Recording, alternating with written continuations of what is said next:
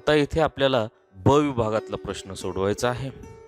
प्रश्न काय आहे तर विभाग ब अक्षरलेखन खालील सर्व प्रश्न सोडवणे अनिवार्य आहे। उत्तर पत्रिकेवर आपल्या आवडीनुसार योग्य बाह्य आकाराचे रेखाटन करून त्या बाह्य आकारात खालील शब्द शीर्षकाचे शब्दार्थाला अनुरूप किंवा मुक्ताविष्कार पद्धतीने अक्षराचे रेखाटन करून आवडीच्या रंगात रंगवा। आपल्याला याच्यामध्ये नाव काढायचं आहे पतंग, अक्षरलेखन करायचं आहे पतंग। सूचित रंग माध्यम दिलेला आहे, अक्षरलेखनासाठी आवडीचं रंग माध्यम इथे वापरायचं आहे।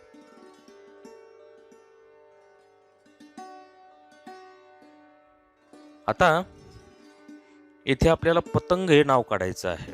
पतंग नाव काढत असताना त्याला समर्पक असे काही ऑब्जेक्ट देखील आपल्याला याच्यामध्ये काढायचे आहेत। मग तुम्ही पतंग काढू शकता। विद्यार्थी मित्रांनो, तुम्हाला इथे हे अक्षरलेखन करण्यासाठी कुठलाही एक बाह्य आकार तुम्हाला घेता येऊ शकतो। म्हणजे वर्तुळ घेऊ शकता, चौकोन, आयत, त्रिकोण, षटकोन, पंचकोन किंवा असा मुक्त बाह्य आकार न घेता डायरेक्टली इथे तुम्ही ते काढू शकता। इथे आपण एक वर्तुळ घेतोय। वर्तुळामध्ये आपण अंतर घेतोय, त्रिज्या घेतोय 8 सेंटीमीटर आणि अंदाजे इथे बरोबर असं मधोमध हे वर्तुळ आपण काढतोय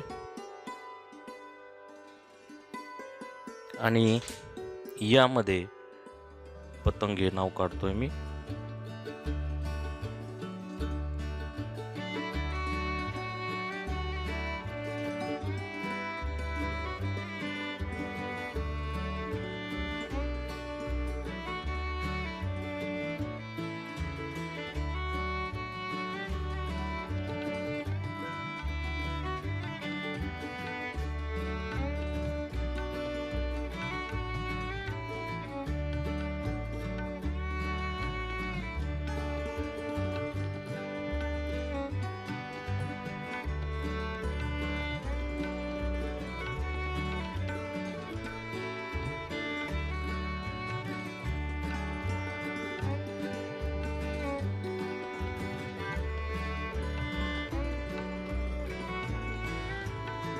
इथे आपण या प्रकारचा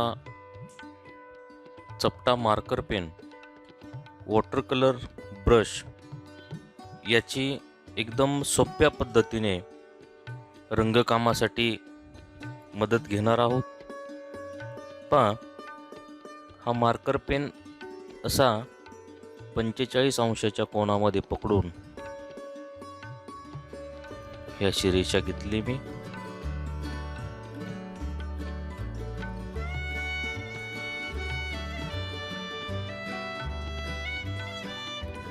या पद्धतीने आणि इथे हा अनुस्वार।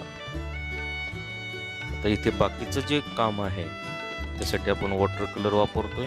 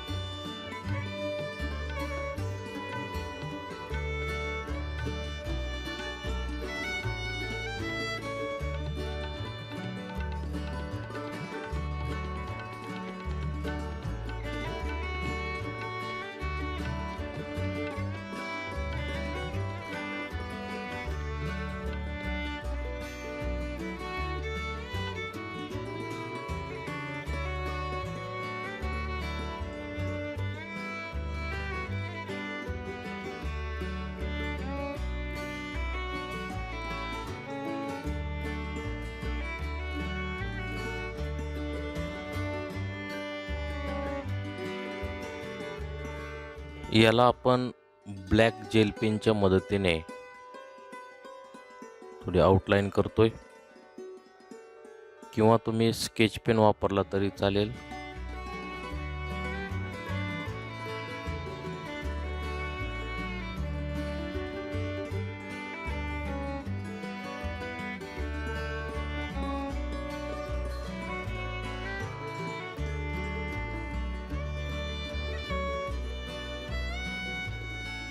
अशा पद्धतीने आपण हे अक्षरलेखन कंप्लीट केलेलं आहे.